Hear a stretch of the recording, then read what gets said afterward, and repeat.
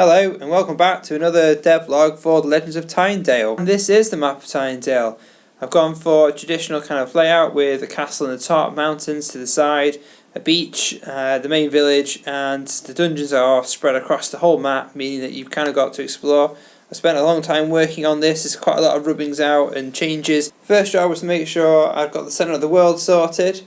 Since I'm modelling this a lot on the Link's Awakening game from the Game Boy, I want to make sure that every room has the same exact size across the whole map. So that was the first job after getting the centre of the world sorted, just to make sure that every room had a 20 by 20 grid of space for objects and enemies. So this is just the boundary wall, which will be placed in its own layer. Basically it becomes a template to make sure that every room has the walls in the right place, because it's important that when a player moves into the new room, they don't collide straight away with an object or a building. One of the areas I thought I'd show you this video was LONGSANDS beach, which will be out to the west of the map.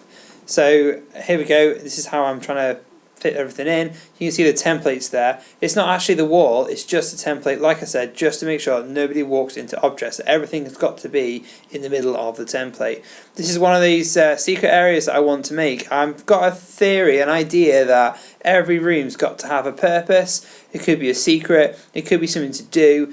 I don't know, what do you guys think? Because I don't know if maybe actually having some rooms that have nothing in them, actually like a red herring, keeps it a bit more interesting, or if actually every room should have a secret and therefore every room has a purpose or a function.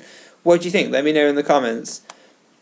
At this point I'm just making the top ridge, so this is going to be one of the secrets. It's quite cool because it kind of creates the illusion that there's actually two levels to the game, but there isn't. It's just a boundary, so where this rock face is, you can't, because of it, it's impassable. The only way to get to it will be to go around the side, through a cave, up a secret tunnel, and that'll lead you onto that ledge.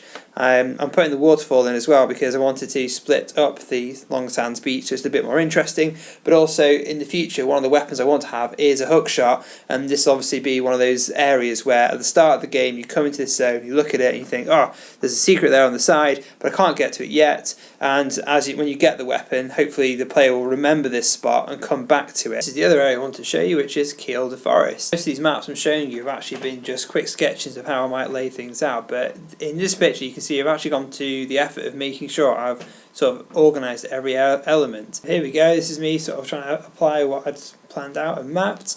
It's kind of quite like this little area. The idea is that it's a sort of refuge for the player, the dungeons to the east of it, and if the player's low on health they can come back to this point to recuperate by coming to the Running Fox, which is actually a real pub in Felton in Northumberland. When the player comes into the Running Fox, it'll be like a little mini pub. It'll have drinks, food for recuperation, and I'm thinking of having sleeping cycles as well. Of course the Running Fox is going to have its own little secrets as well. It's going to have lots of NPCs inside who are going to give you various different quests, and also outside this treasure chest that I've just put, and if the player explores and they think about it, they can probably chop through these bushes and reveal it to themselves. Of course if they miss it, I'm going to be putting a beer garden to the side that will also have NPCs in. I'm just building it now. When the player goes into the Running Fox, they'll come out through a side door, they'll see this. If they explore properly, that should bring the treasure chest into view. Hopefully that's a kind of a mini little puzzle that they'll suss. If they go around the outside of the Running Fox, they can probably crack it open. Here just making sure the pathways go into the next room. I'm really keen to make sure that I've got lots of signs around. I don't want to have a mini map, I don't want to have a quest sheet that's like a checkbox. I really just want to leave it up to the player. I kind of want to just give directions, you know, go south to find dungeon 1, east to find dungeon 2, just keeping it so it kind of feels real, and you have to listen to what the NPCs actually have to say to help you navigate around the world. Again, that's why I'm going to put the signposts in case you do get lost, but I just think mini-maps and mini-quest logs are just really repetitive and boring, and they don't really make you think about or plot what you're going to do. But to be honest, I'd really like to know what you think. Can you just give me a comment below and let me know if you agree that maybe it'd be more fun just to have an NPC that you can go back to and ask him again to remind you, but otherwise that you just plot your own route. This is the final thing I was going to show you today, which is the entrance to Dungeon 2. So it's out in what I've called KIELDER Forest, which again is another place in Northumberland that's connected to Tynedale. Notice the grass is a bit darker here because I kind of wanted to create a haunted forest effect. I'm hoping that I can play around with Unity a little bit and get it so that when you enter it kind of becomes a bit more overcast, have some clouds floating across the top of the player, and one of the weapons is going to be a lantern. So when you purchase a lantern, that'll give you a little sort of harrowing glow around you as you walk through.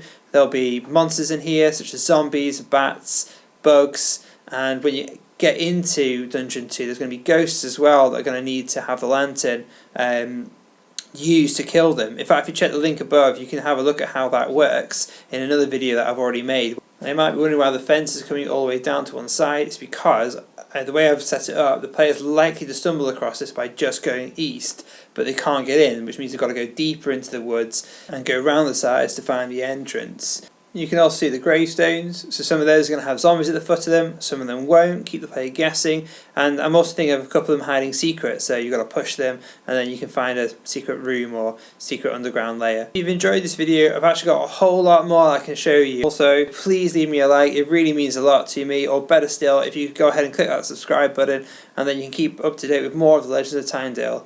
Other than that, I'll see you soon, and thank you very much for watching.